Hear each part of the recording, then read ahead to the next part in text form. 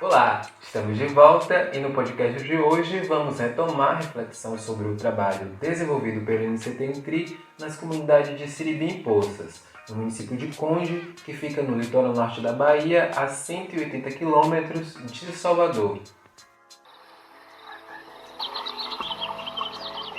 Podcast Intri,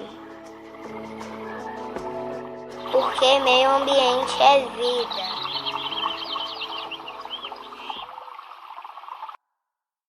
Um lugar paradisíaco, rico em belezas naturais e saberes. Aqui, neste espaço do podcast Intri, já falamos nas edições de número 15 e 20 sobre a atuação do NCT nessas comunidades que acontece desde 2016. O coordenador do Instituto, o professor Charbel Elhani, tem nos ajudado a compreender mais sobre a etnobiologia, comunidade de prática, a articulação entre conhecimento científico e conhecimento tradicional e tantos outros temas relevantes.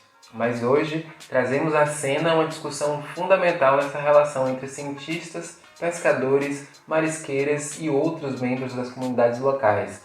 Nosso bate-papo desta semana é sobre ética no trabalho de campo. Vamos refletir sobre a ruptura com possíveis atitudes neocoloniais e o investimento na interculturalidade. Sou Gabriel Rodrigues e esse é o podcast de número 22. Segue com a gente. Olá, professor Charbel. Vamos direto ao ponto. O senhor defende que o trabalho em campo com outras formas de conhecimento implica posições e posicionamentos éticos e políticos. Desenvolve pra gente essa reflexão. Quando a gente se propõe a trabalhar no campo de interação com outras formas de conhecimento, a gente precisa ter uma reflexão ética sobre como a gente se posiciona como pesquisador. Reflexão ética, inclusive, que implica um posicionamento político também. Então vamos falar um pouco de possíveis posições éticas e políticas. Uma posição que é comum na comunidade acadêmica e que por vezes leva inclusive à expropriação de propriedade intelectual de comunidades tradicionais é uma postura neocolonial. Então, quando eu vejo o conhecimento científico como hierarquicamente superior em absoluto às outras formas de conhecimento, eu tenderei, tudo mais sendo igual, ou a ignorá-lo completamente. Então, a gente toma aspirina e muitas pessoas pensam aspirina como produto do conhecimento científico, sem levar em conta que, desde a antiguidade clássica, povos tinham conhecimento sobre a planta do qual a aspirina, o princípio ativo da aspirina foi inicialmente extraído. Ou seja, a aspirina não é produto apenas do conhecimento científico, né? Ela é produto de uma integração de conhecimento científico e comunidades tradicionais.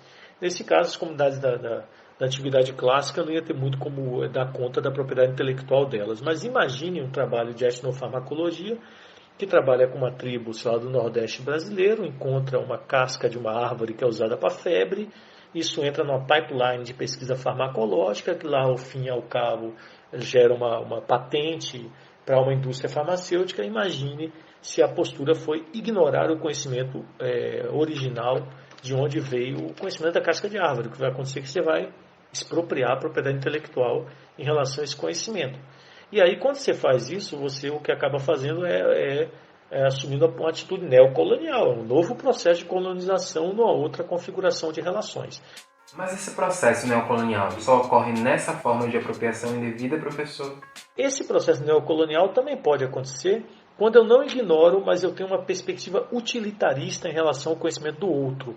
Ou seja, eu interajo com o conhecimento do outro apenas para extrair aquilo que está de acordo com a minha visão de mundo, de acordo com a minha epistemologia, de acordo com o meu sistema de valores. Então, com isso, eu faço uma violência simbólica em relação à integridade, à organicidade do sistema de conhecimento outro, e isso também pode acabar dando numa atitude neocolonial e expropriação de propriedade intelectual. Não necessariamente, né? Porque eu posso tranquilamente ter uma visão utilitarista e acabar, pelas vias legais, cuidando muito bem da propriedade intelectual do conhecimento original. Tá bom? Não é uma implicação necessária. Eu estou falando de tendências. Bastante interessante, professor. E como podemos lidar com possíveis inconsistências no conhecimento tradicional? Como construir esse diálogo sem provocar uma forma de desnível? Outra atitude que é comum também é a atitude de essencializar o conhecimento do outro. Dizer assim, não, ele não pode mudar, ele ele é um conhecimento que é essencialmente melhor do que o conhecimento científico ocidental e temos que deixar ele quieto. Ora, primeiro que assim, se não funciona muito bem você hierarquizar em termos absolutos da ciência em relação a outro conhecimento, funciona igualmente mal na direção oposta. Então, eu considero que não há possibilidade de tais hierarquizações. Segundo, o conhecimento não é peça de museu, ele tem uma dinâmica, ele muda. E o simples fato da gente estar ali em campo, a gente é um fator de mudança. Conhecimentos mudarão, culturas mudarão. O que a gente tem que tomar cuidado é com o processo de construção de identidade. O processo de construção de identidade nos parece um ponto-chave nessa discussão.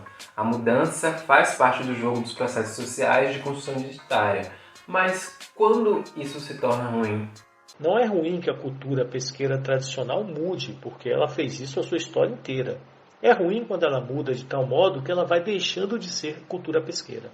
Ela vai perdendo sua identidade. Então aqui há qualificações muito importantes a serem feitas, mas eu não vou seguir explorando por aí. Há algum outro obstáculo que o senhor destacaria comum no trabalho científico com outras comunidades produtoras de saberes? Uma outra atitude é a atitude paternalista. A gente vai para a comunidade e a gente assume a posição de amigos da escola e amigos da comunidade. Então a gente quer saber em que a gente pode ajudar. Agora, nota, é extremamente paternalista você se propor ajudar alguém que sequer lhe pediu ajuda. Isso é uma coisa de uma hierarquização valorativa absurda. Então, a postura paternalista tem que ser também evitada.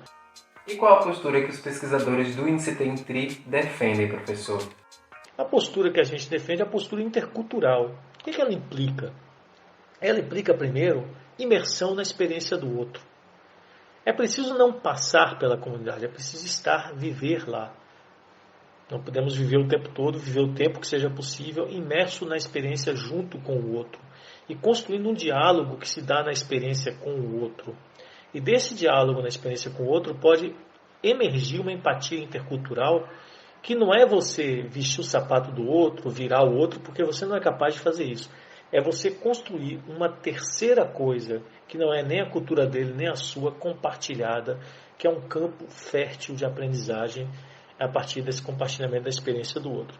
E feito isso, você então pode pensar questões de integração, de conhecimento e questões, inclusive, de aprendizagem sem integração.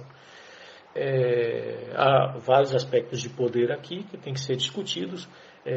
Por exemplo, não há nenhuma razão pela qual o processo de integração, se ele ocorrer, deva ser sempre capitaneado pela comunidade acadêmica. Não necessariamente. Lideranças locais podem capitanear. Ou seja, há possíveis trocas das posições de poder dentro dessa dinâmica. Muito bacana, professor. Hoje gostaria de encerrar de um jeito diferente. Quem nos acompanha aqui pelo podcast já percebeu que nesses anos de trabalho em campo, as experiências junto às comunidades de Siribi e Poças foram bastante significativas. E também pôde perceber o impacto que os saberes tradicionais podem trazer para o desenvolvimento científico e marcar a vida dos pesquisadores. Nos bastidores, o senhor havia comentado sobre a Caipora, que é uma entidade bastante respeitada nas culturas pesqueiras do litoral baiano. O senhor poderia encerrar nosso podcast contando um pouco mais sobre essa história? E para você que chegou até aqui, até um próximo encontro. É com você, professor Chave.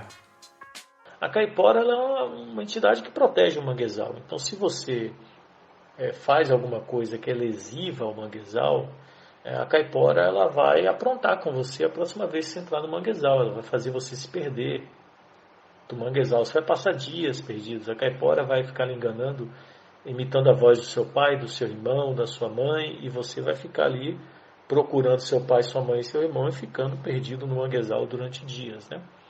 Então, por exemplo, isso acontecia, narrava as pessoas em Boipeba, quando alguém ia cortar a casca do mangue vermelho para atingir a vela dos barcos, como se fazia ali no começo dos anos 90, eles tingiam as velas com a casca do mangue vermelho, mas tem que saber cortar essa casca, em que altura da árvore cortar, quanto da casca cortar.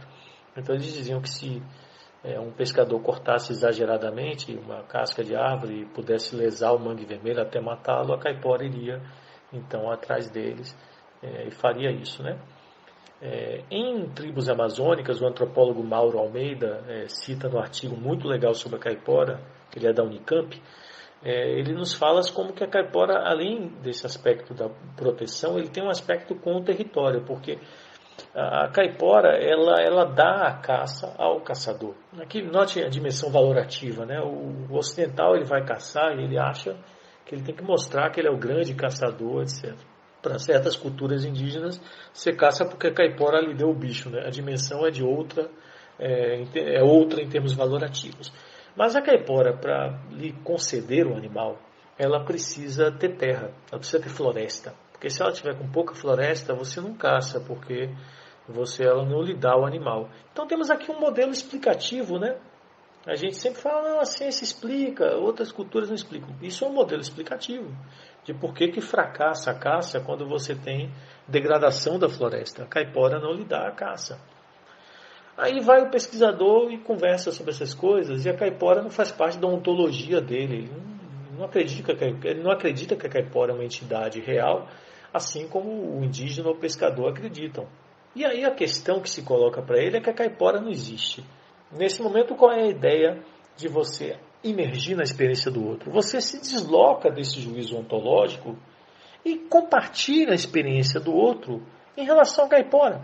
Você nunca vai ter medo da caipora como ele tem, mas você vai entender muito mais da confluência de ontologia, de epistemologia. Você vai se perguntar, existindo a caipora, que conhecimentos eles constroem sobre a caipora, que conhecimentos eu haveria de construir caso eu estivesse nessa posição?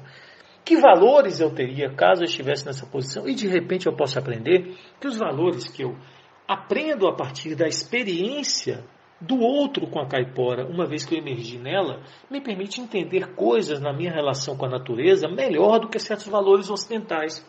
O que vale mais? A caça pensada como recurso, a caça pensada como presente da caipora. Que ser humano você seria vendo a caipora como aquela que lhe dá de presente o animal, em relação a ser um ser humano que caça e vai lá e extrai o animal da natureza? Então há coisas muito importantes a aprender aí, que passam anos-luz da relevância de dizer se a caipora existe ou não existe. Imagina então agora você, num processo de imersão desse, ao construir o plano de manejo de unidade de conservação, encontrar um lugar para a caipora na construção da legislação. Isso que seria sensacional. Podcast in Tree. Porque meio ambiente é vida.